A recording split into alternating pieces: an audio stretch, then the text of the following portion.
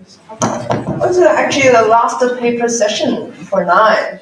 So welcome to the last paper session for NIME 2025. We're going to have amazing other posters, keynote, and more concerts, installation happening this afternoon. Yeah. So I'm co-chairing with Kunwoo today for the extended reality. Without further ado, let's welcome the first presenter. Collaborative musical expressions through interactive VR sports by David Kim-Boyle. Boyle. Yeah. Good morning, everyone. I hope you had a nice break. I'm from the University of Sydney. If any of you are in town for a little while, especially the international folks, and you were interested in a tour of the conservatorium and you happen to be here next week, let me know, reach out, and I'll be happy to show you around. We're really well situated, about a 5-minute walk from the Opera House, adjacent to the Botanic Garden. So if you're in town and if you're curious about the building, let me know. I'm not actually going to talk about the paper that is in the proceedings too much. I thought paper's already in the proceedings. You can read that as you so wish. But what I'd rather do is talk about the work that's led up to the paper. So that's almost equally as important, I think, as where this fun little project is heading. So I think it's important for me to give you a little bit of context about this work. And it's all motivated, I would say, by quite a few factors, not least of which is my interest in graphic scores, such as this. This rather nice one is a piece by Roman Halbenstock-Ramadi called Liaisons from the late 1950s. You may or may not have seen it, may or may not have even heard of Halbenstock-Ramadi. You've probably heard of John Cage, Fontana Mix from 1958, same year as Liaisons. So there's this flurry of works from the late 1950s, early 1960s, which are really foreground this graphic element in the scores. And this has always kind of fascinated me for various reasons. Christian Wolff, for one, 2 or 3 people from the early 60s. So this has been a really strong driver of the work I do. And I think it's really important to bear in mind that all of this work, which I'm showing you here, or these 4 works, I should say, are not necessarily new in terms of the way that they're presenting musical information. Some of you may have seen work like this from the early 15th century, beautiful graphic scores. And this piece is With a Compass Was I Composed. It's really quite gorgeous. There's other ones in the shape of the heart, love songs. So really beautiful. So this kind of idea of graphic notation and ways of representing sound graphically is by no means new. So this has been kind of an influence for me in the work that I do, and particularly the work with graphic scores, such as this piece from 2013. So it's a little bit old now. 2013, we didn't have, I'm just looking at my bag and seeing if I can grab the VR headset from within it, but I won't run and get it. We didn't have VR headsets, so we couldn't really simulate the idea of depth and immersion very well. So this had to be kind of faked. Like this. And so this piece, this is the score for a piece, which is generated live in jitter. And you can see it moves around. The reason why it moves around is so that people can actually see depth a little more easily. So in 2013, headsets weren't around. It was really difficult to simulate the idea of depth, but this kind of started to change in the late 2010s, particularly with devices such as the Microsoft HoloLens. And I hesitate to say that this is the only piece for 3 wind instruments and 3 Microsoft HoloLenses in existence, but here it is. So this is a piece from 2019 that I worked on with the Elysian Ensemble, quite a well-known contemporary music ensemble. The 3 performers here are seeing a score projected in the space here that they're walking through, which is, I'll just play it again, which is the Ian Potter Centre at Monash University. So they're seeing a 3-dimensional immersive score, which is actually filling up the space. So I guess the space is probably about twice the size of this auditorium. So you can imagine a score that fills up this entire auditorium that you have to actually walk through to interpret. The score moves as they are interpreting it, and it's responsive to the sounds that they're making. So there's a max patch that's analyzing the sounds and doing spectral analysis and transforming the score as a result of that. This is some development work that was captured in my studio. So I've got a headset on. This is a real-time screen capture. So you're seeing what the score looks like there. So this is all of the work that's led up to some of the work in the paper, and especially the VR adaptations of classic graphic open form works that I talk about a little bit more at length in the paper. So some of the questions that I'm asking are, how might we adapt some of these works for VR? How might the scores themselves become instruments that we can interact with? And more interestingly, this question that's developed is, how might we be able to aestheticize collaboration, the way that people come together to interact with a piece? How might that interaction itself become something that can become the locus of aesthetic value? So these are some of the questions that I'm asking. And this really classic graphic score on the left is December 1952 by Earl Brown. So I thought, okay, let's use this as a starting point and let's try and make a VR adaptation of this. And I'm not going to read this entire quote, but Earl Brown actually talks about this idea, not of VR in 1952, but he's talking about this idea of having a score that's like a Calder mobile that consists of elements that actually move around, that have depth as well as X and Y presence. So he talks about a three-dimensional box in which there would be motorized elements, horizontal and vertical, as the elements in December are on the paper. So he was thinking about this at the time, and so I found that really interesting. So I thought, okay, well, let's see how we might be able to visualize this score in 3D space. And instead of looking at the original distribution of the objects, let's play around with it and see if we can distribute them in various different ways. So maybe we can distribute these elements horizontally and vertically or randomly, and maybe we can give them different physical behaviors in the space so they can be subject to inertia and friction and different gravitational forces. So this is an idea of what the piece looks like in VR space. This is a screen capture. So you can see that I'm just using a controller to tap various different distributions. So this is a horizontal distribution of the objects, and they all fell to the ground because they're all subject to gravity. And they're all moving around slightly because when they collide with each other, they bounce and they move. What did I do next? What was that? I think that might be the original distribution. Okay, so playing around with this idea of how we might be able to redistribute these objects in space, and there are some of them moving. And then the next idea is like, well, okay, let's not keep them static. Let's think about how we might be able to move them by grabbing them and pulling them around. So you can see on these two hands here, I'm not sure how many people have done VR development, but these green rays that you see are kind of like, how can I say, they're like tools that let you grab an object at a distance. So if I wanted to pick up my phone, it's easy because it's right here and I can pick it up like this. But if I wanted to pick up my bag, I can't really do that from here. I'd need some kind of tool. So we use raycasts to interact with these distant objects. So in this piece, we can interact with these objects by grabbing them, or by actually walking through the score and grabbing them, or by using this raycast idea to grab something from a distance, and we can redistribute the objects. And each of these objects is correlated in this adaptation to musical sounds. So the volume correlates to pitch, and if I bang two objects together, I'll trigger a pitch. If they hit the surface, I'll trigger a pitch. So the score becomes kind of an instrument, a musical instrument that I can play around with. Here's a little example of that interaction here. And this is a screen capture from an Oculus Quest 3 headset. So there I go, just grabbing these objects, moving them around, redistributing them, as you can see there. So the interesting thing that followed then was that, okay, how can I make this actually visible to a pianist now? So not only how can I make it visible to a pianist, but how can I get other people to collaborate on this? So it's not just me in my own private little VR universe doing this, but how can I invite other people in to do this? So that's when the next step of this project came along, which was the idea of being able to network things. So what this enables me to do is to have a musician who can see the score that is being transformed by clients all around the world. And this is kind of the basic little network structure here that captures the way this works. And I'm using an SDK called the Photon Fusion 2 SDK. Maybe some of you have heard of it, maybe not. All of this work is developed in the Unity 3D environment.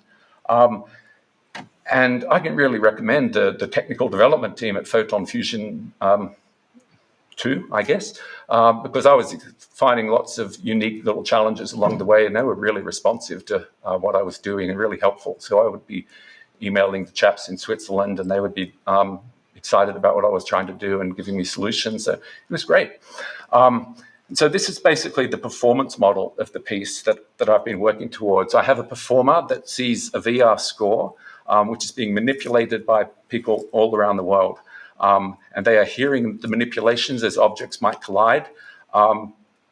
And the performer is able to respond to that and actually interpret the score as well. So that's the basic model. There's a little bit of stuff about latency in the paper.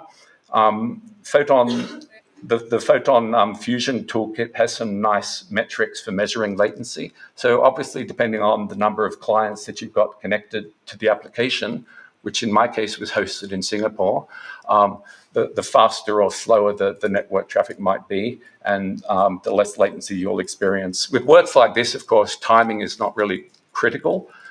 These graphic scores don't really require performers to synchronize events, so latency musically is not really a real constraining factor that I would have had to deal with ordinarily. So this is all the work on December 1952 that's led up to the work in the paper, and that's where I talk about the adaptations that are in development, such as 4 Systems, which is very similar graphically to the December 1952 piece. This piece is for 4 pianos. You can see graphically it looks almost the same in some respects. The symbols that are used, obviously there's 4 systems instead of 1 large open form page. So it's a little bit different in that respect.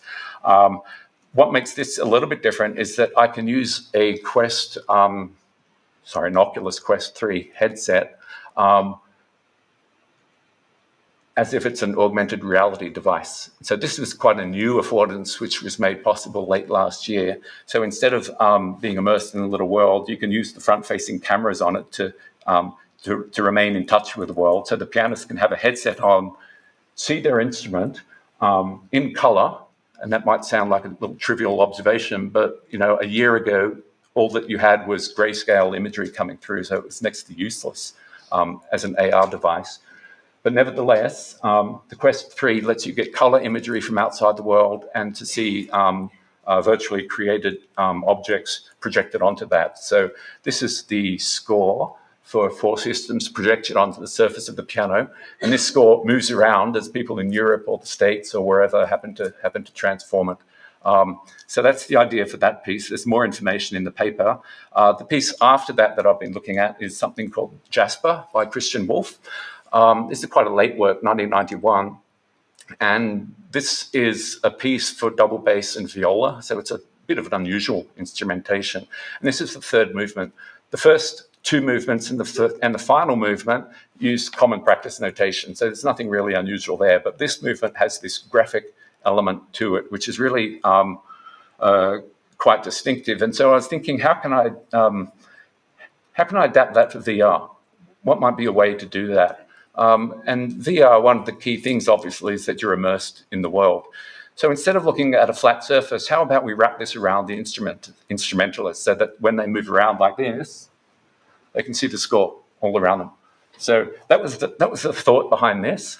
So the distribution of objects on this grid is exactly the same as it is in Jasper, except that it's wrapped around a circle. So the idea is that the string player would stand in the middle of the score and walk around. But conceptually, it's the same kind of idea that I can have networked clients jump into this room where the score is and move it around, and the performers can respond to that. And not only do they move around these little nodes, but they can play the score as if it's an instrument as well. And the way that's done is like this. There is actually audio here, I just realized. Can you kind of hear that? It's just coming from my laptop. So they can move these around the circles, and they can pluck the strings as well.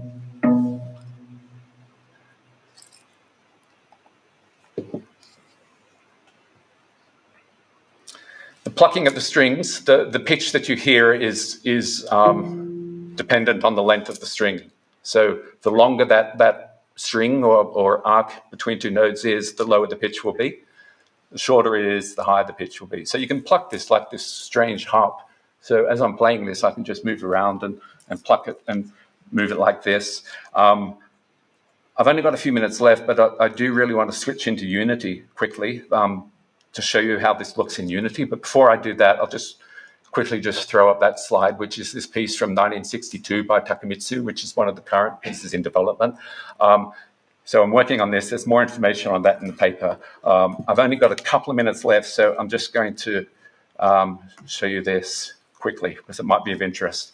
I don't have a network connection, but this is Jasper. All of this work is done in Unity. This is the scene for Jasper, so just to give you an idea.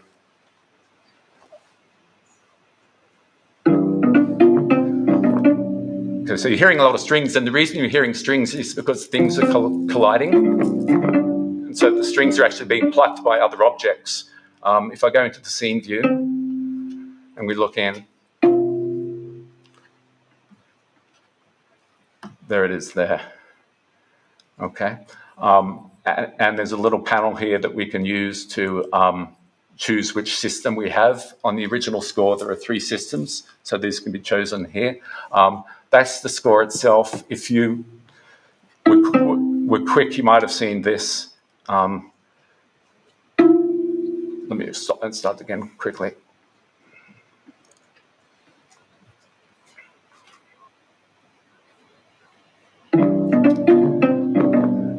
This is all the network metrics, but my computer is not connected to the network at the moment, so there's no metrics to show you.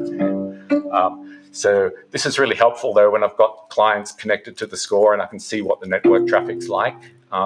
So that's helpful, but there's nothing there to see. So that's the score itself.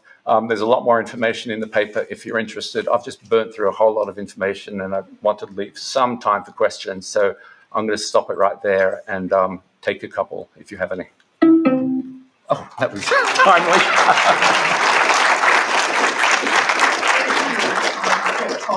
David, do I have any questions? Oh, yeah.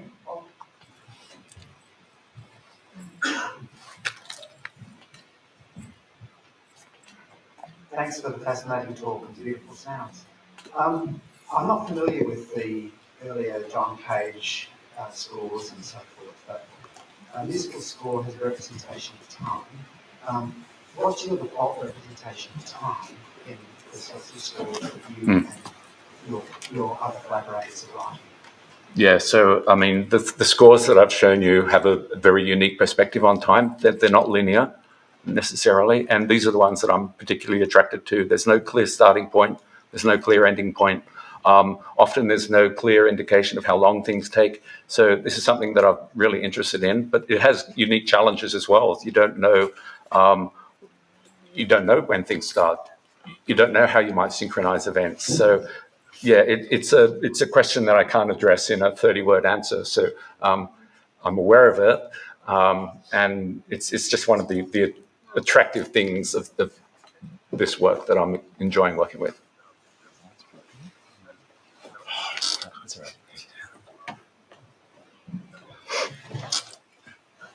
I've seen some of these in concert, right? You have the technician is on their screen, you have the people in VR performing, and then the people in the audience are watching the screen. Is it your ideal situation? No. Or would it be that everyone is in goggles on AR? You know, the first piece that I worked on in mixed reality was the one that I showed you with the people walking around the performance space. And believe it or not, I mean, this question has come up quite a lot.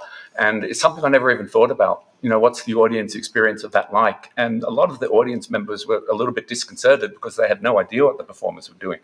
And part of me was thinking, well, if you go to a classical music classical music concert, and performers are reading from music on stage, you don't really know what they're doing in that respect either. Nevertheless, it's kind of a flippant response in some ways, because it's almost incumbent these days for composers to give some guidance to the audience. So yeah, I don't know what the solution is. It was suggested that maybe I could have displays in the space so that the audience can see what's going on. But then suddenly my 3-dimensional score becomes flattened on a 2-dimensional surface. So it's not what I want. funnily enough, that earlier graphic score I showed you, Point Studies 2, that appeared on the cover of Computer Music Journal years ago, but it was black and white and it was flat. And I thought, oh, this is not really the way I'd like this to be portrayed. So it's a real problem when you're presenting depth to an audience. So I think the VR stuff is kind of starting to address that. If you happen to have a VR headset, you can pop into the room where the score is and get a sense of what's going on. But yeah, again, there's no easy solution to this. It's just one of the joys of working with VR, and isn't it? We're going to take one more small question, and maybe Yeah, sorry. Hi, thank you for the presentation. I love how you've situated the scores in 3 dimensions. And I wonder if the user is also able to be in 3 dimensions, floating up and down rather than being grounded on the floor. Yeah, so that's something that you can do. You can walk within the scores, but one of the things I'm working on now is giving each user an avatar, so that you can see everyone else in the space, and the avatars are correlated to where your hands happen to be. So if you're moving the score, you can actually see the hands of people. You can see which way they're situated. So it gives people a little bit of a better sense of who's in the space, what they're actually doing, rather than seeing these disembodied objects floating around mysteriously. They can see who's actually doing that, and you can correlate certain aspects of that avatar to where that person might happen to be physically. So I've got someone working on the score in Marseille. I can give them a red, white, and blue coloring. Perhaps that would be problematic if they're from the States, I guess, but we can figure it out. But yeah, there's ways of making people more aware of who's in the space and what they're doing. So looking at that, yeah. I think that's it. Yeah. Thanks all. Yeah.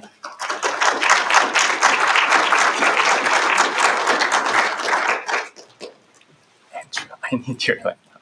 Okay. I think personally, it's also my PhD's working Wow. dealing with this The demo technological mixed reality stuff and designing musical instruments. And Do you have a USB-C? Yes. just looking at watching David's presentation, I think it's really refreshing to see there's also musical perspective, right? Into this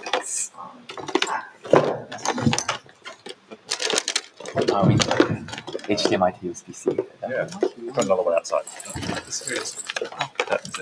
Thank you. Do I have any more NIME joke? Here it's muted. No. Okay, perfect. Great.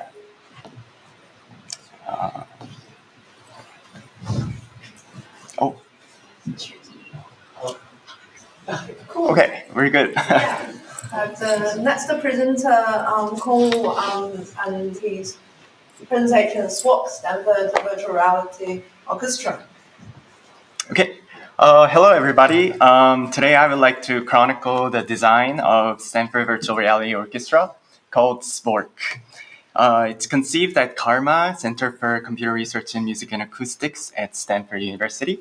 And my name is Kunwoo Kim, and today I'm here with my collaborator, Zhou Eito. So SVOrk is a VR computer music ensemble where both performers and audience engage in a shared, fully immersive VR concert experience. Also, SVOrk is a concert-going experience, designing the context around the performances, ranging from ushering the audience, instructing the controls, creating virtual lobbies, audience interactions, networking, avatars, and more. And when one hears about VR orchestra, they might imagine violins, cellos, or trumpets played on a virtual stage. However, we thought mimicking an orchestra in physical reality does not do full justice to using VR. We believe that physical concerts are best experienced in physical reality. So we went for the fantastical, where a flying whale, dandelion, a giant face, cowboys in a brain, inner spaces, and cityscapes can be used as live musical instruments, a concert that you can only experience in VR. And SVOrk rather began with a personal motivation rather than a grand aspiration. I personally love turning my imaginations into VR experiences and sharing the expressions with others. In the past, however, when I used to perform or demonstrate my designs, I was in VR inside a headset while the audience was in physical reality looking at a 2D screen of my VR experience. But an experience projected on a 2D screen is quite different from what you would experience in the headset. So I wanted all the audience members to wear the headsets with me and have an experience in the same medium. And this became the seed idea for SVOrk. And I began the design of SVOrk not by listing technical requirements or flowcharts, but actually writing a future fictional diary of the day of the concert. And I imagined and wrote about the experience from like co-presence, safety precautions, ushering, instructions, and avatar creation to virtual lobbies and more. And I tried to imagine what the audience members and performers would be feeling, experiencing the concert. And taking a value-based design approach, I thought it was only right to have the end experience guide the overall design. So the end experience of SVOrk has three defining characteristics. So first, SVOrk uses computer-mediated music that is synthesized and generated in real time. And SVOrk provides a shared VR environment for both performers and audience. And third, SVOrk concerts occur in a physical venue. And to elaborate on the last point, while it may seem more advantageous to leverage VR's affordances for remote access and large-scale participation, we decided to preserve the humanistic context of a concert-going experience, like dressing up for the occasion, socializing in lobbies, being ushered to seats, and engaging with in-person discussions, etc. And even though the experience may be in VR, there's still a sense of sharedness by being biologically together in a shared space. Also, we wanted to ensure accessibility to necessary equipment for everybody and prepare structured responses to technical difficulties. Therefore, we prioritized physical co-presence over remote participation. So a team of 7 in the Karma VR Design Lab embarked on the journey. And this picture was taken the day of the kickoff. And we looked so happy in the picture, unaware of the blood, sweat, and tears that will be spilled in the next 6 months. We divided into 3 teams: avatar, networking, and audience interactions. And the avatar team was in charge of giving a body to the people in SVOrk. And avatars play an important role in VR, particularly in shared spaces. They allow participants to personalize their digital presence, enhance self-expression, and promote empathy. And for our current iteration, you can now create your avatar. Oh, sorry, I will switch.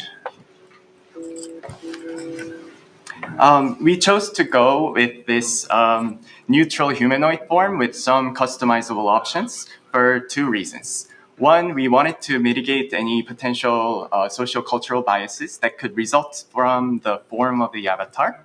And 2, we wanted to allow the avatar to blend with various fantastical contexts during the concert. And we also developed kinematics related to hand and head tracking and the locomotion, like moving and turning within the VR space. Thank you so much.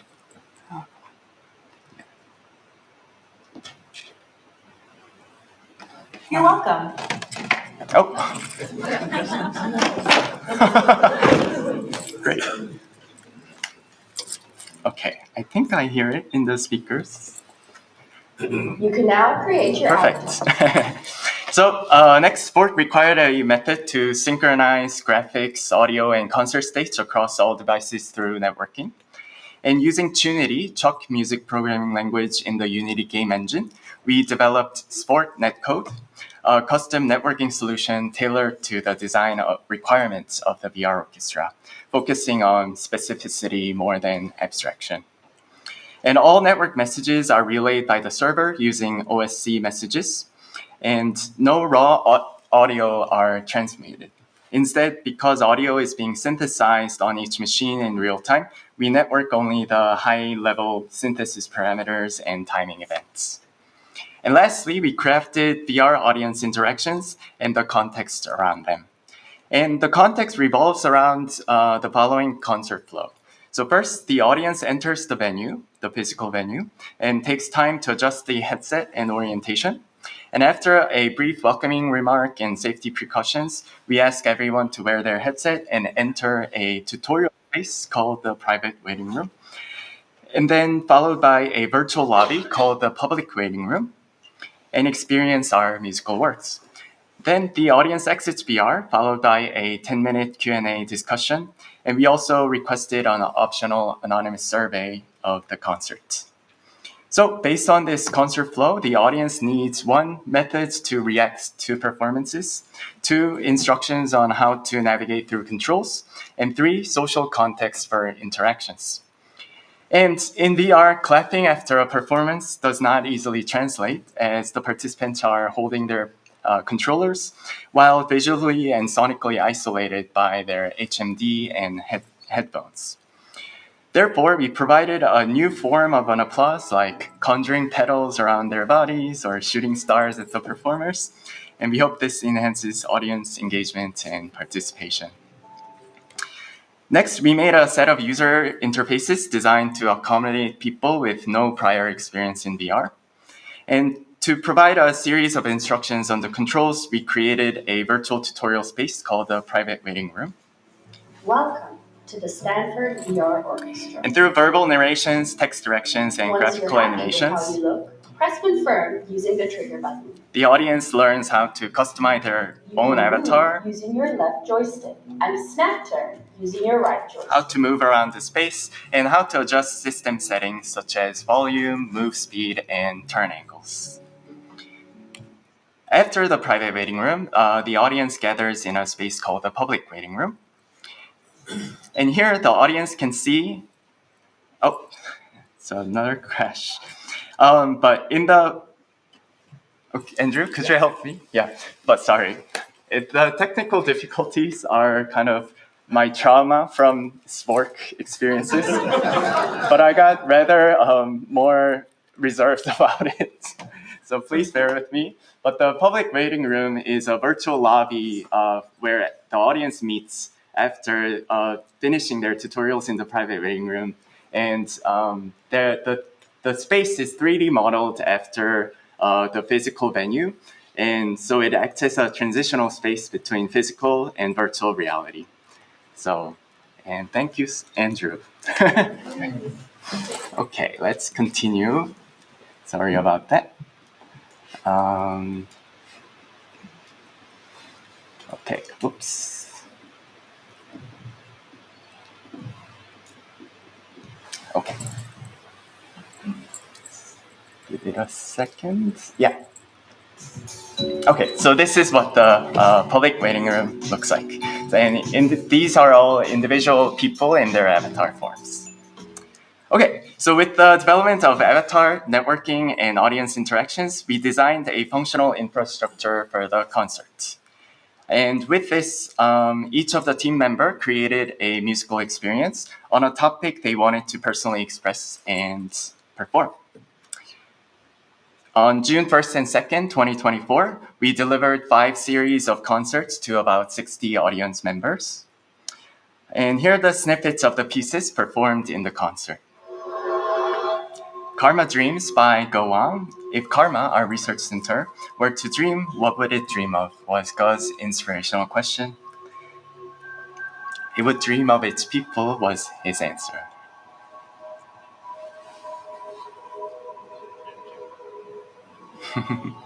And Dandelion by me. I wanted to express the beauty of ephemerality of human beings, represented by the life cycle of a dandelion within this giant sphere of machinery. It's a little dark.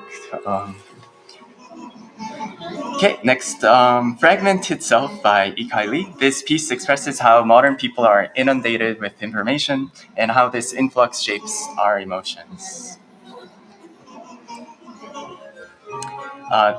Remember Wrench by Max Jardetzky expresses the fragility and fallibility of memory. And here, the performers are these cowboys wrangling the memory pieces inside the brain.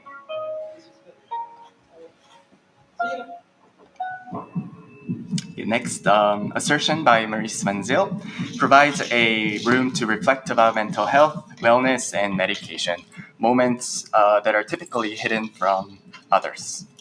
And here, the performers are not the humanoid avatar form, but these dark clouds that surround the audience. And lastly, Prisoner of the Mind by Eito Murakami expresses the discord and isolation of being immersed in the world of digital technology. I'm so glad that I could be able to show you the whole concert process. But yes, I think it's my fault. I put the large data video. It's definitely PowerPoint's fault. No, it's okay. Okay, so hopefully there are no more videos, so hopefully it will persist. Thank you for bearing with me. One of the audience responded, "This was genuinely one of the most inspiring, beautiful, and terrifying experiences I've had recently. It honestly gave me hope of how humans will use technology to teach one another empathy and express the most human notions about us." And another responded, "There's just something so special about being immersed in the same virtual environment with others. It felt like I was peeking into every SVOrk member's inner imagination, something that I wouldn't be able to express otherwise." Very generous reviews on the fantastical nature and social engagement of the concert. And here's an example of how an ensemble performance is organized. The music that you're hearing right now is from my piece called The Dandelion. And all of the sounds are created in real time through Chuck, and they are all individually spatialized in the VR scene. And performer number 1 interacts with the virtual wheel in front of them to control the tempo and volume of these 20 polyrhythmic gear sounds. And whenever a gear sound is played, the corresponding gear in the scene will rotate. And performer number 2 similarly controls the onset and amount of desynchronization of the gear sounds by playing with the wheel in front of them. And performer number 3 pulls on a rope to trigger this giant bell in the ceiling while rotating the right hand to control vibrato and reverberation of the sound propagation. And performer number 4 rotates their right hand to conjure these falling streams of sand and water from the sky, and the velocity of the hand is mapped to the overall volume as well as the width of the streams. And the streams each represent a voice in a polyphonic chorus made by granular synthesis. Lastly, performer number 5 uses arm gestures to grow the dandelion from the ground, and it corresponds to the pseudo-randomized piano and modal bar sounds that you're hearing right now. Okay, and as an ensemble, we held rehearsals using scores like this. And some attendees found the audience-first approach to be compelling, while a few commented on how the virtual acoustics could be improved further. And we managed to document the concert in VR by developing a system to record and replay the group performance in VR. So you can wear a headset and experience the whole performance again while retaining the audience agency. We thought this was a more fitting documentation method for VR.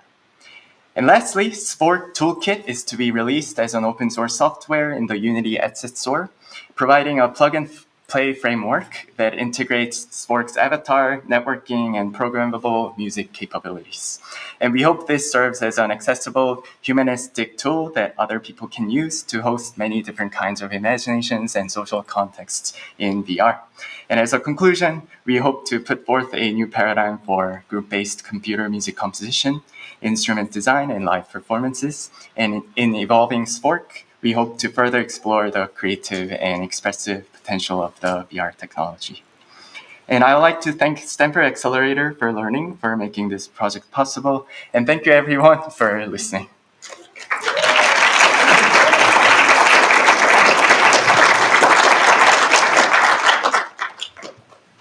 Thank you for the talk Thanks. on your resilience. Do I have any questions?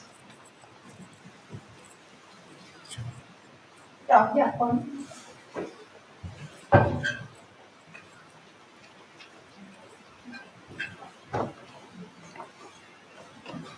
Comes closer.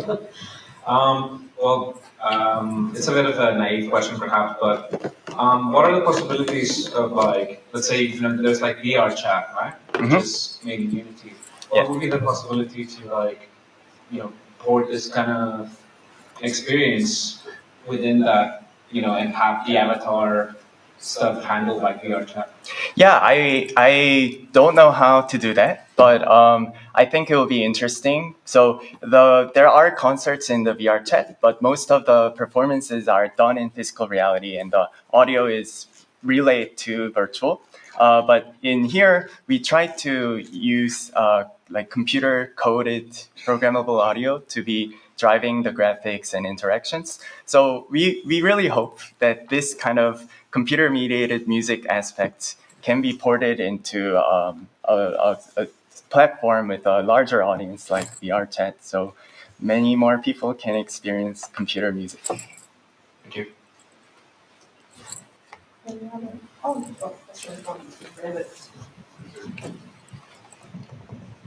Thanks, Kunwoo, for that one. Hello. Oh, Sorry, I'm using this one. Just, two quick questions. The first one, I'm just wondering whether you were using hand tracking more or intend to consider the use of hand tracking so that you can get more data and a more natural kind of interaction rather than the use of controllers. Second question is why you felt it necessary to develop your own avatar creation library when there are quite a lot of existing libraries already out there. Oh, I see. So first, we use controller tracking because it hand tracking, we tested it out, but it was a little bit unreliable when we were testing it out. And we needed to have the audience members who have no prior knowledge in VR to kind of interact. And if hand tracking were like pinching and it were more kind of understandable easily, then we would have used hand tracking. But we just used controllers because we intentionally made the interaction to be just one button on each end, so it would be more simpler for them to access the interactions. And secondly, the avatars, we had numerous ideas of what to do with the form of the avatar. We thought of like animals or different people, or even representing the facials and body shape of their own. But we just decided to we read papers that form can introduce virtual bias to others. So we definitely toned it down to a neutral humanoid form. And we use the libraries that allow us to move and do head tracking and stuff. Yeah. So thank you. Were there any interaction between users within virtual and physical? Sorry, one more time. Was there any interaction that across the virtual and physical space? Which space? Within users, within performers, were there any interactions between the audience and performers? In the concert, we did a test concert. I'll make this short as possible, but we did a test concert where the audience could react to the performers, to the performance with like the shooting stars and stuff. But then we noticed that they were overusing their reaction kits. So they were spraying stars on my dandelion throughout the piece, and the audience members thought that was distracting. So we kind of separated the performer and audience interactions within the same space, unfortunately. But that's our biggest future direction that we are looking for, the audience participation in the performance. Thank you. Sorry. Yeah. Yeah, so that's the presentations online. Yeah, okay.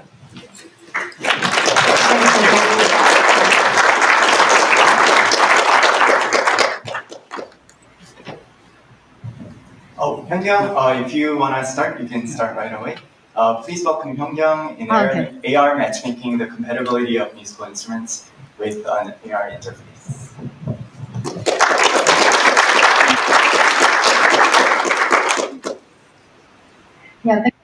Thank you for the introduction.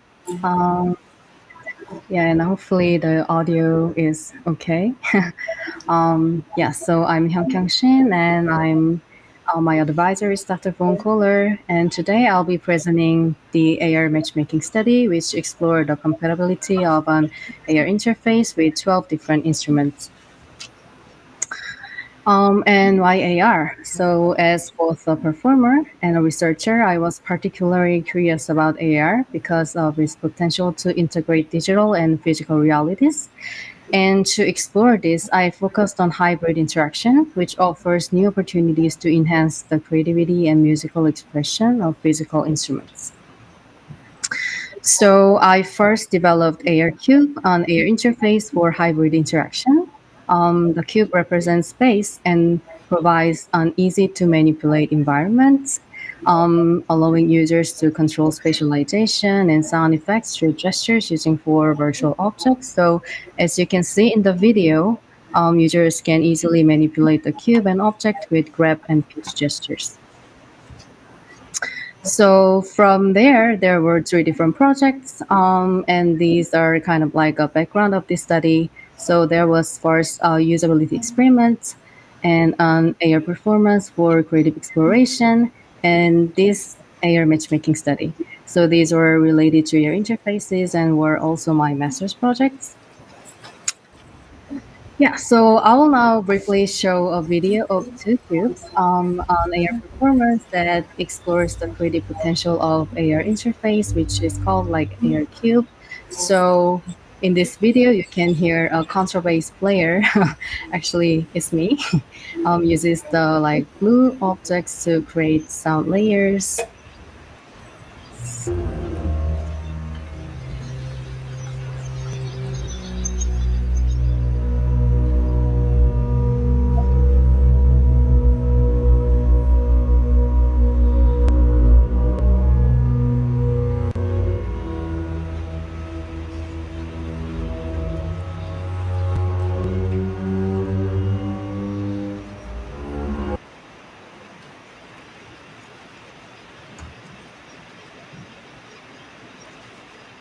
Yeah, and this 2 cubes performance was the first step in this creative exploration. Instead of just one performer, 2 cubes brought together 2 different instruments like double bass and modular synthesizer. And the interaction turned out to be really unique, shaped by the characteristics of each instrument, like timbre and also the like instruments techniques. So after that, a question naturally came up. So how could other instruments use this AR Cube, and how can we share these opportunities with others? So to answer that, we selected 12 different instruments based on the Hornbosel-Zaks classification. To include the voice as an instrument, I proposed an extended version of the system, and it helped demonstrate more diversity among the participants. And all 12 participants used 60OF AR interface that allowed them to freely send location and rotation data from each of the 4 objects, red, green, blue, and yellow. And this was the same interface used in the previous 2 cubes performance, which was built with a SVOrk collider-based AR performance system. So the total of like 36 real-time parameters measured from the AR Cube were sent via OSC to SVOrk collider, where they were used for sound processing and higher-order ambisonics encoding. And encoded signals could then be sent to one external decoder with the ability to route the output to any desired number of loudspeakers. So we can use the multi-channel speaker system with different venues. And for the experiment, MetaQuest 3 was used to allow participants to interact with the AR interface through the HMD. And additionally, for the spatial rendering part, a custom feature called the spatial splitter was implemented, and this function divided the azimuths into 4 sections to enable more natural sound during gesture-based object movements. And then jack and IEM plugins were also integrated to support this setup. So within this sound system, the spatial feedback delay effect was chosen for all objects to account for the characteristics of acoustic instruments, which produce sounds on their own. And each object processes the sound using 3 parameters. First is delay time, second is feedback gain, and then pitch shift. And the instrument sound is captured via line input or microphone, and the audio signal forms a closed loop that starts at the red objects and cycles through green, blue, yellow, and back to red. To control sound parameters, object movements was mapped, as you can see in diagrams. On vertical and y-axis movement controlled gain, and distance from the center adjusted delay time, and an attached indicator and arrow on each object were used to control feedback and pitch. And this is the overview of the study. Thank you for Jeremy. And the procedure was divided into two phases, structured tasks and creative tasks, including free exploration, which allowed us to observe participants' creative interactions. So participants began with a background survey, and after each phase, they completed a survey and participated in an interview. And here is a short demo of the study.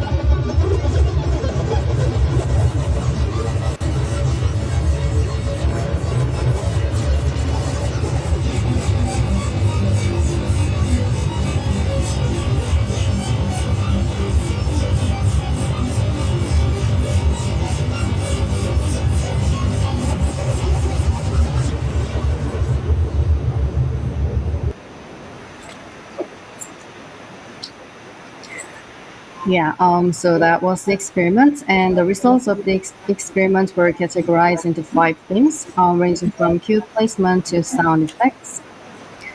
And the first theme is cube placement and usability. So while usability issues such as cube stability and hand tracking inaccuracies were still reported, but the study revealed clear placement preferences depending on the instrument and playing posture.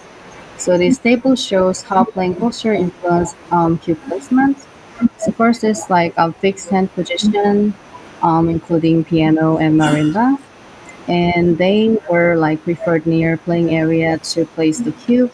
And if the performer needs more spaces with large arm movements, they put the cube slightly to the side. And the last, like a wind instrument players, kept the cube within sight, but out of the way of embouchure control to prioritize visual accessibility over physical reach.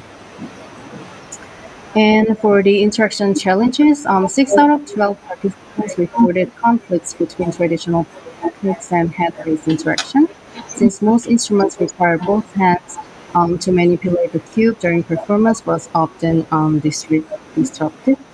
And some participants adapted by using alternative techniques. For example, marimba player held shoe malice in one hand and violin player used left hand pizzicato. And also alternative input method was suggested, such as head tracking or gesture for using the instrument itself. Additionally, 8 out of 12 participants used the cube as a tool for creative expression. to explore new ways of generating and interacting with sound. And this included changing the role of melodic instruments by using delay effects to create rhythmic layers, to expand melodic lines into harmonic texture through layering, and developing new gesture-based techniques driven by movement. And next is performance structuring and sound manipulation part. And participants perceive the cube's object-based sound effects as individual expressive tools to allow them to structure their performances accordingly.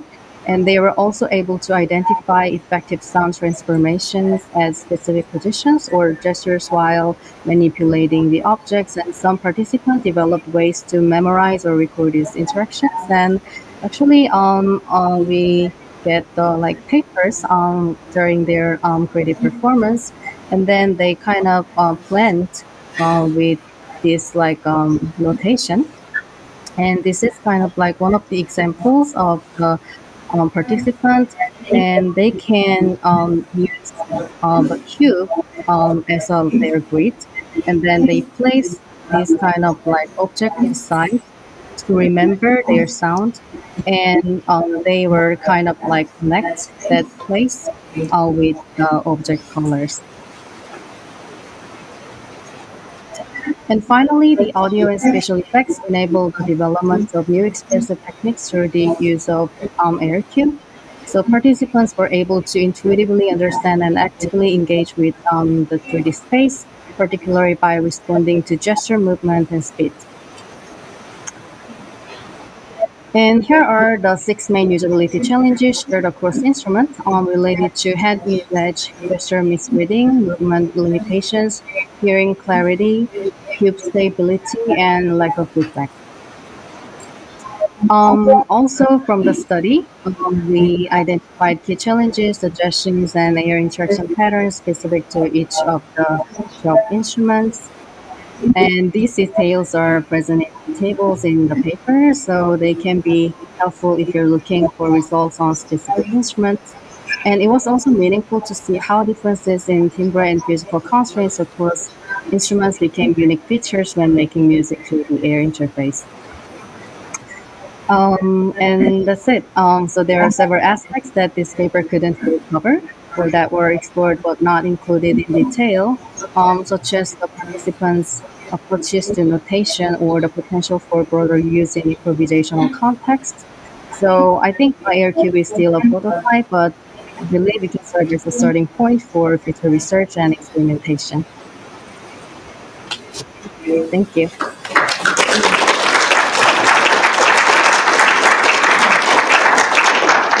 Thank you very much, Hyunkyung. Is there any question from the audience?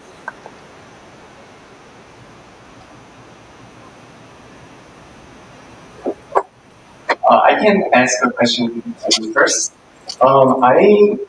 In your observation, how much agency is extended by the cube system? So in other words, how much of the performance, like the characteristics and behaviors are driven by the cube system versus driven by the performer themselves? Mm-hmm. Yeah, I think that's a good question. So it was really interesting to see how the performers can use this air cube, and so for me it was really impressive. The virtuosity is kind of the really key aspect when they experience a cube and extend its possibilities.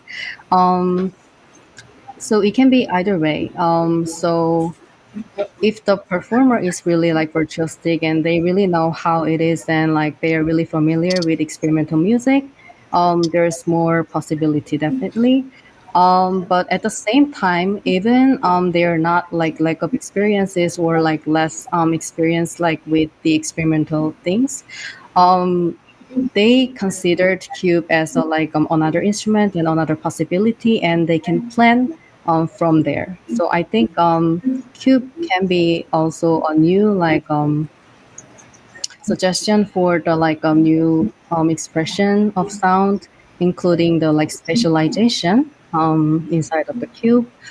And then also it can be the tool to enhance the virtuosity for the experimental performer. Cool, thank you. Is there any other questions from the audience? Okay, if not, thank you very much, Hyunkyung. Maybe one more round of applause.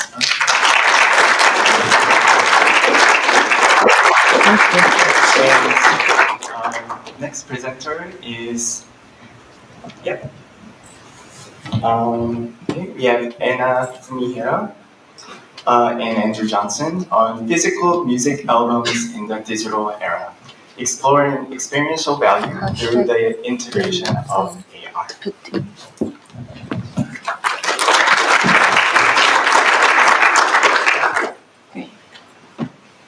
Hello, I'm Anna Fumihira from the University of Technology, Sydney. It's a great honor to be here to present my graduation research project.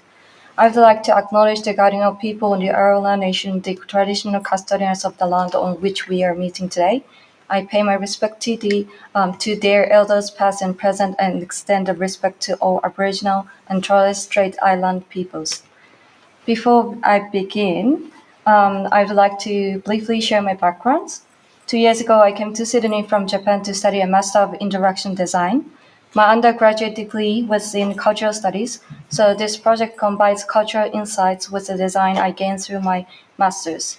This interdisciplinary approach allowed me to explore music experiences from a unique perspective. Today, I examine the continued relevancy of physical music albums in the digital age and explore how AR can enhance their experimental value by blending tactile engagement with digital immersion. This presentation draws on perspectives from fandom, user experience, and media theory. Let me begin with some background. As Walter Benjamin observed, technological reproductions lessen the aura of artist uniqueness in time and space. In music, this is reflected in the dominance of digital streaming, now over 67% of global consumption. Yet physical albums still hold value, especially among fan communities.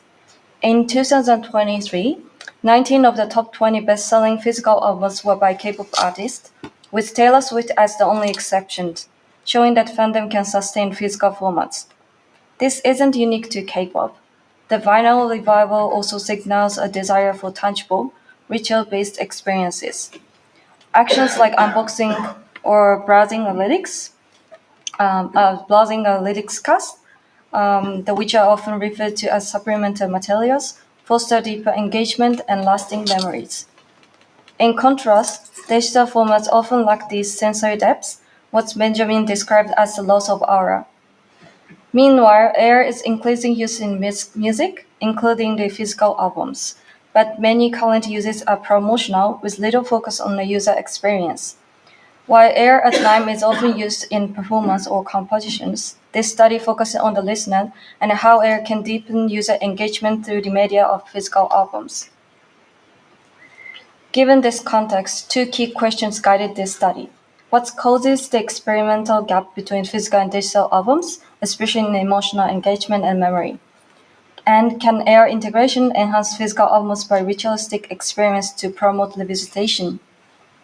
To answer these questions, I used two methods. First, an online survey with 31 participants aged from their teens to 60s, exploring how often they use digital and physical formats and what memories they have with each. Second, I developed a physical album prototype incorporating AR elements themed around the K-pop group NCT Dream.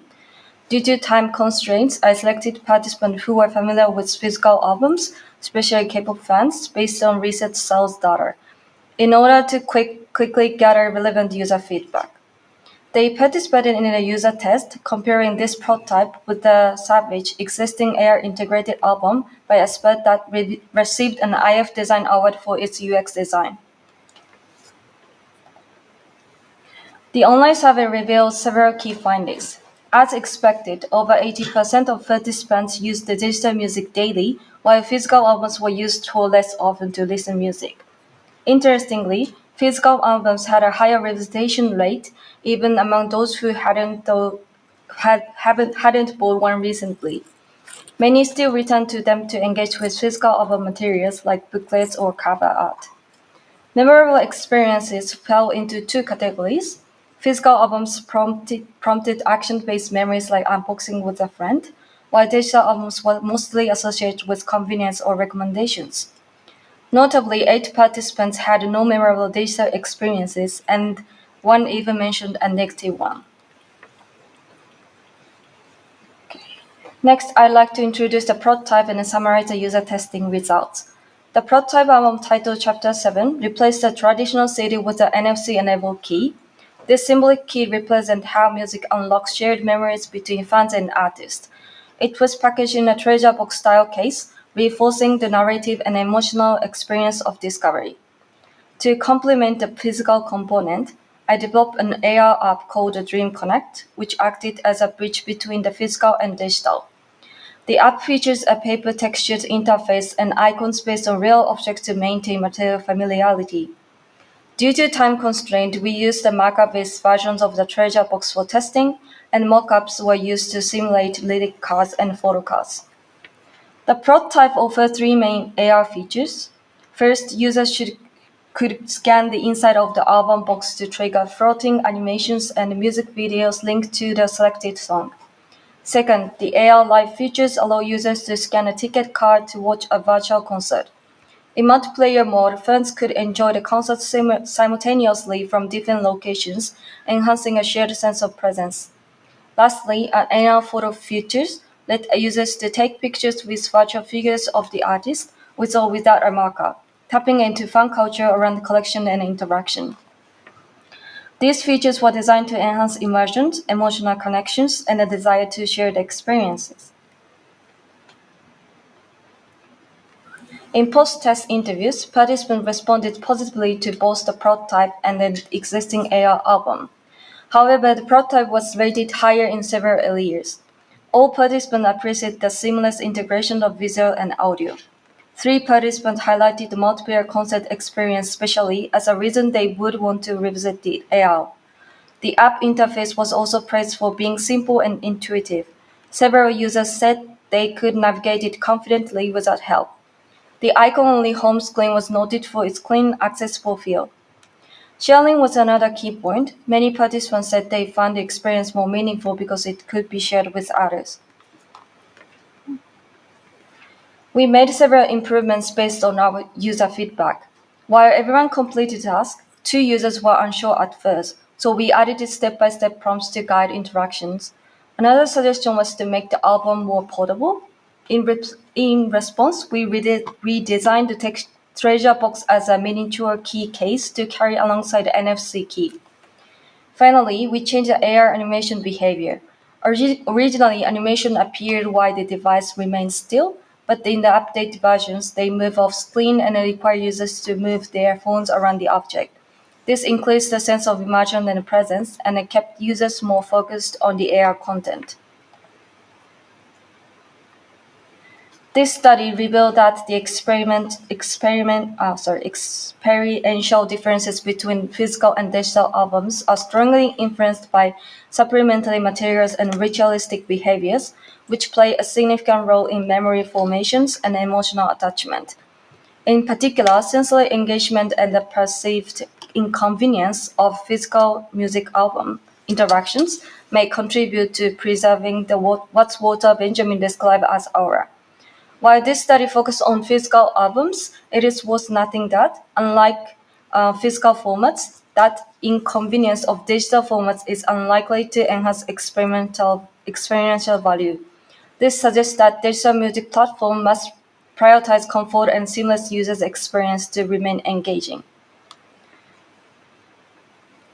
Findings from the AR prototype test suggest that when AR aligns with the fan culture, it has the potential to promote revisitation. Like traditional supplemental materials such as photocards or booklets, AR can reinforce an album's narrative and deliver immersive experiences. However, its effectiveness is highly context-dependent and may not translate equally across all genres or fandoms. For AR to function effectively, it must also maintain the album's world building throughout the transition from physical to digital. Moreover, since AR requires user interactions, the design must minimize cognitive and operational burden to ensure a smooth and intuitive experience. In conclusion, AR holds the potential to complement the materials and ritual qualities of physical music albums, enhancing users' experiential value significantly. However, broader application across diverse user groups and music genres is needed to fully establish and realize this effectiveness. Thank you.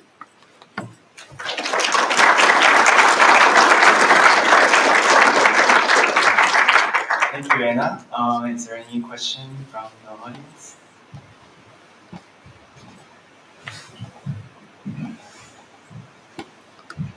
Yes. So if Qiance were to appear here, it would be transition. Hi. Yeah, thanks so much for the presentation. Just a short question about what about the perceived value of like the AR extension to the music? Can you say something about that? Because for instance, when I have a small collection of vinyl records, and I think that each record has some value to it, right? Besides the rituals and like, well, also like the value of like finding it in a specific store, you know, to a specific day, having that emotional connection. And also the fact that these are limited, right? So it's like, I just wanted to ask you to say something about the specific additional value of the AR experience in comparison to what you can make out of a physical experience. Yeah, thanks.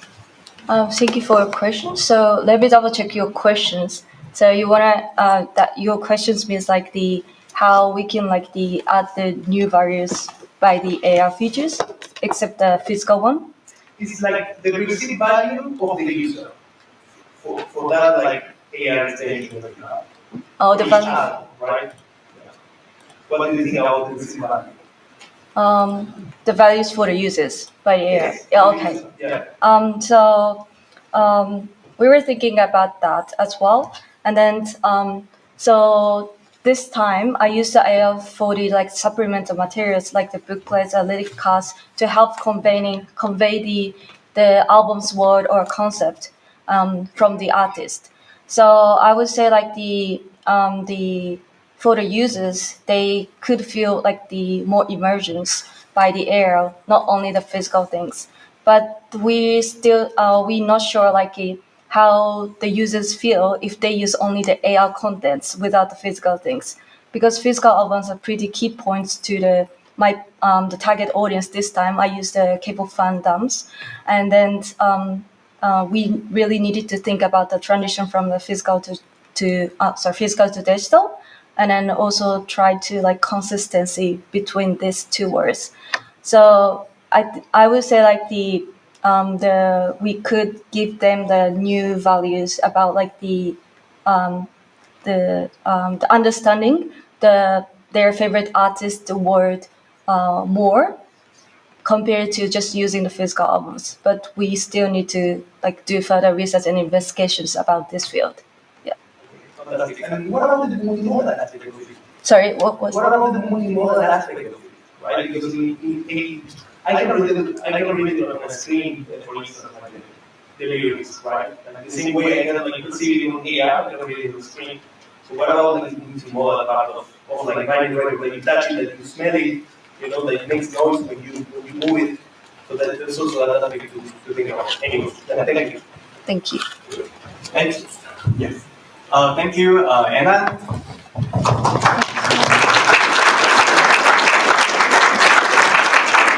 And our final presenter is Qiance Zhou and Charles Martin, exploring the impact of spatial awareness on large-scale AR DMIs.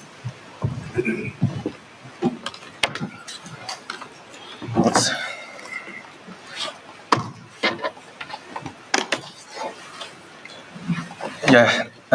Hey everyone, I'm Qiance Zhou from the Australian National University. Today, I'm really excited to share our work on designing large-scale augmented reality digital musical instruments, or AR DMIs for short. And I will talk about how spatial awareness plays an important role in shaping both performance and user experience. So before we dive into the details of our AR DMI system, I would like to share the motivation behind it.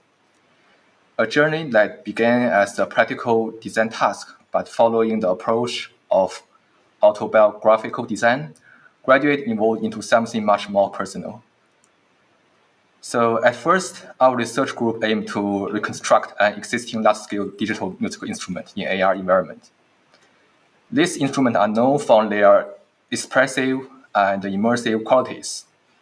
While there are many AR DMIs today, very few explore truly large-scale designs. AR, however, offers something that physical space simply can't: the spatial flexibility, the freedom to design instruments that aren't limited by gravity, material, or fixed dimensions. So we wanted to explore how spatial awareness might influence the musical performance, and at the same time address a major challenge in large-scale DMIs, the physical barriers, especially the difficulty performers face when trying to reach distant components during play. Then one night, just around midnight, I went to the lab alone to work on my prototype. So there was no one around. The campus felt totally empty. And as I approached the HANA building, which is my lab, everything was dark and silent. And when I stepped inside, my footsteps echoed through the empty hallway, and the sound-active lights turned on one after another, as if the space was responding to me.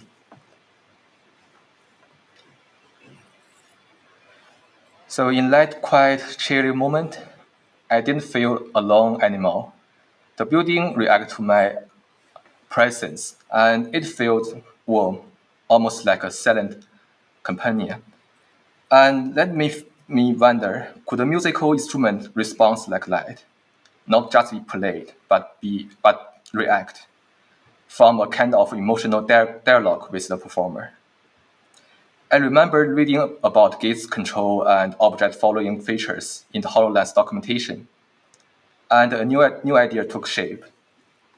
So instead of forcing the AR interface to mimic traditional layouts, what if we flip the paradigm? What if we, instead of fitting AR into the logic of physical instrument, we let the instrument layout adapt to the unique affordance of AR space? That was a turning point, the idea that led to the large-scale AR DMI we are presenting today. A system not designed to replicate, but to reimagine musical interaction in virtual space.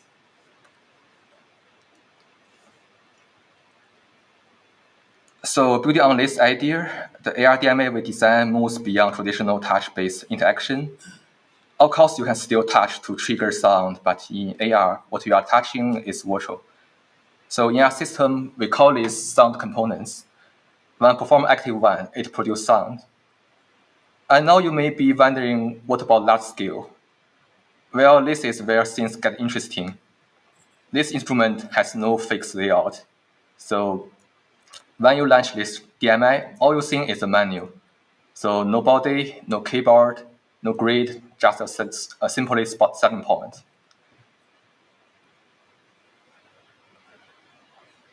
So why we remove the layout? Because when designing for AR, we ask ourselves, if this space is virtual, why constrain it? Why not let the entire performance space become part of the instrument? So we give performance full control. They can create and place sound components however they want. We call this the setup stage, a bit like a hunter laying traps. But this time, the one being drawn in is the hunter themselves. As they lay out the instrument, they are also shaping the space they will capture them, guiding their body, their gesture, and their musical flow. And this leads to the interaction strategies. If a sound matters more, they can scale it up, move it closer. If something is not needed very often, they can place it far away and trigger it with gaze. For components that are used frequently, or if the performer enjoys moving around during the performance, they can use follow mode, which keeps those sound components always within view, no matter where they go.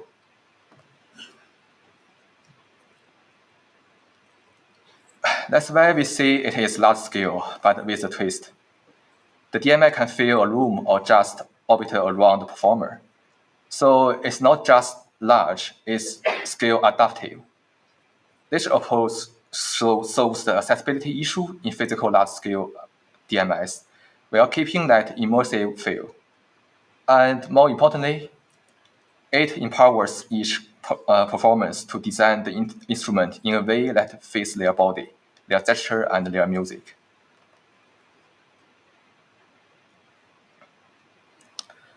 After iterating on our AR DMS through autobiographical design, we conducted a small-scale user evaluation to collect both qualitative and quantitative feedback. The experiment includes 8 participants with backgrounds or interests in AR or digital music. Each used the HoloLens 2 headset to interact with the system. The process was very simple. They first used the setup menu to place some components, and then explore the system in performance mode, using touch, gaze, or follow interaction. So afterwards, we conducted semi-structured interview to understanding the user impressions and collect SAS score to measure usability. This mixed method approach allowed us to assess not only how useful the system was, but also how it supports creative and well pinpoint, give us deep insight into performance experience. After user study, we perform a bottom-up semantic analysis on the interview transcript. We also draw on patterns from the SAS response to inform and refine our findings.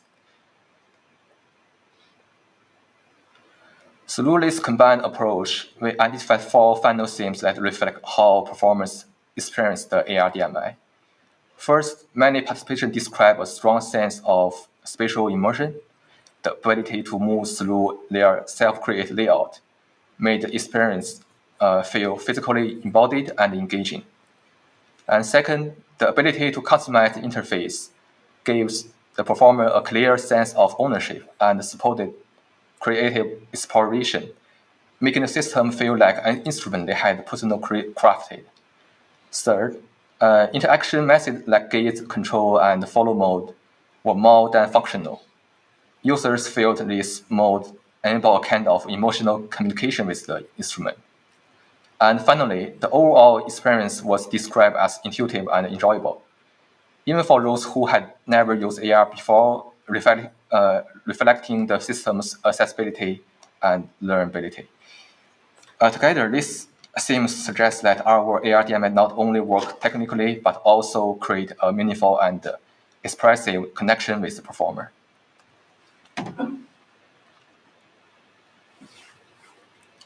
So while the result was encouraging, we found 2 key limitations.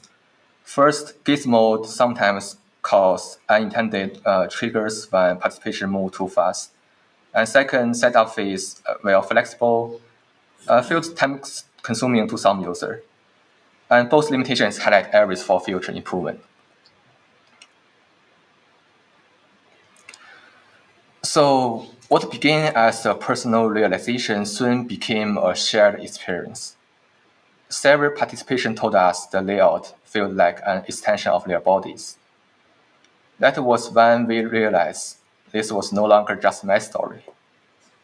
To conclude, this project demonstrates how AR enables us to reimagine large-scale DMS, rather than merely replicate them.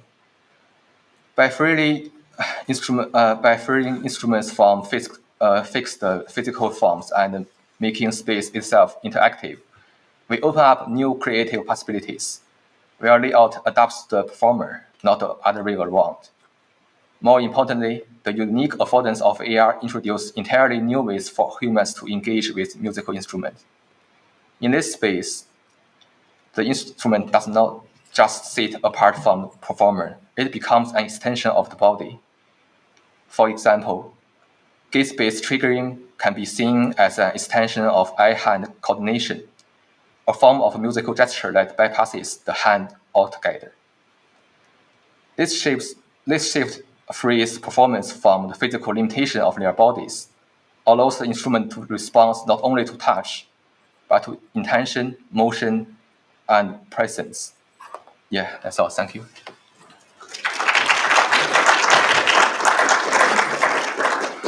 Thank you very much. Is there any question? I know we are over time, so maybe one or two. That's probably I have a question. How I know this is an ongoing project right now. How do you envision, since it's a performance, how do you envision the audience to experience the AR performances? So at this stage, indeed, there is like no audience, like just like self-performing. Yeah. So the key issue is like I need to like balance the sensitivity of the gaze control of some like the AR unique control of function and the balance between the fluidity of the performance. Yeah. Thank you. Any other questions? Yes. It just struck me that it's like a theatre, isn't it? So you could be performing in a theatre, an oddly shaped theatre. You can tag bits of the theatre that then come alive with music.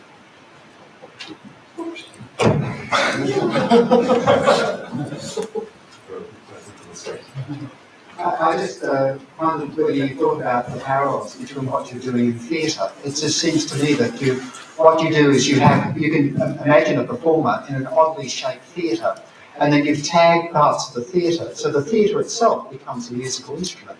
The audience can be sitting apart, and then you're all moving through the theatre, touching bits and running a musical instrument. It could be quite entertaining for people watching without augmented reality. So I'm answering your question, I guess.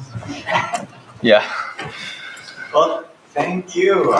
That will be the end of the session.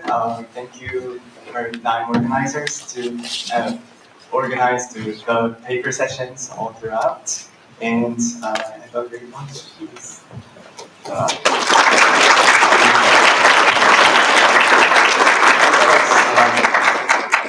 Thanks.